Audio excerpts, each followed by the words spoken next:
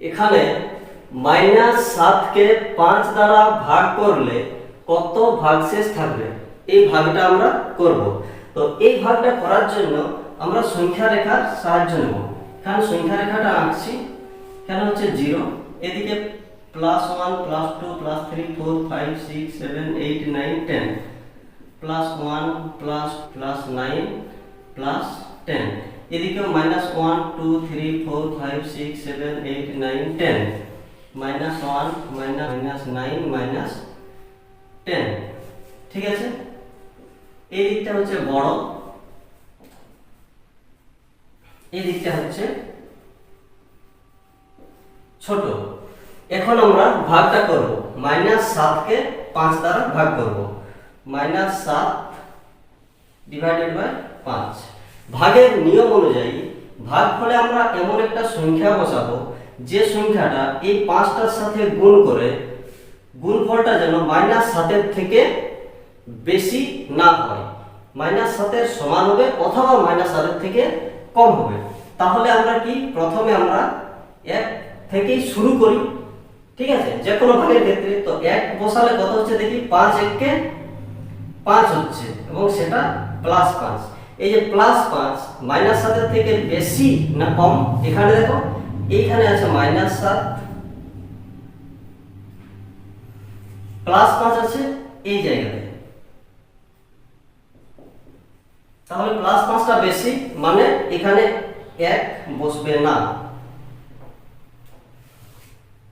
1 এর থেকে কম কত আছে আমাদের 0, 5 শূন্যই কত হচ্ছে 0। এই শূন্যটাও -7 এর থেকে দেখো বড় আছে, এইখানে আছে শূন্যের পজিশন, তাহলে -7 এর থেকে শূন্যটা হচ্ছে বড়, তাহলে এটাও কিন্তু হবে না। শূন্যর থেকে আরো ছোট কত আছে -1, -1 যদি বসায় তাহলে 5 1 5 মানে -5 হচ্ছে। -5 কোথায় আছে, এই জায়গাতে আছে -5। দেখো -5টাও কিন্তু -7 এর থেকে বড় মানে -1 এখানে বসবে না। তাহলে -1 এর থেকে আর কত কম আছে, আরো কম -2। যদি আমরা এখানে 2 বসাই তাহলে 5 দুগুণে 10 হচ্ছে মানে -10। এটা আছে -10 কোথায় আছে, এইখানে আছে, দেখো এইখানে -7, এই জায়গায় হচ্ছে -10 মানে -10টা -7 এর থেকে ছোট। এইবারে এটা ভাগ যাবে বা আমরা ভাগটি করব। তাহলে এখানে কি হবে, -7 থেকে -10 বাদ দিতে হবে। তাহলে -10 যদি বাদ দেওয়া হয় তাহলে কত থাকবে, আমরা কি করি যে -10 থেকে -7 পর্যন্ত গুণে যাব। কোন দিকে যাব, -10 আছে এখানে, -10 থেকে -9 যাব। কত ঘর যাচ্ছি, 1 ঘর যাচ্ছি। কোন দিকে যাচ্ছি, বড়র দিকে যাচ্ছি মানে +1 1 ঘর গেলাম। -9 থেকে -8 গেলাম, কত ঘর, 1 ঘর, সেটা কত +1। -8 থেকে -7 পর্যন্ত যেতে গেলে আরো +1। তাহলে -10 থেকে -7 পর্যন্ত যেতে আমরা কত ঘর যাচ্ছি, 1 ঘর 2 ঘর 3 ঘর। কোন দিকে যাচ্ছি, পজিটিভের দিকে যাচ্ছি, প্লাসের দিকে যাচ্ছি, তাহলে +3। এইটা হচ্ছে আমাদের ভাগ শেষ।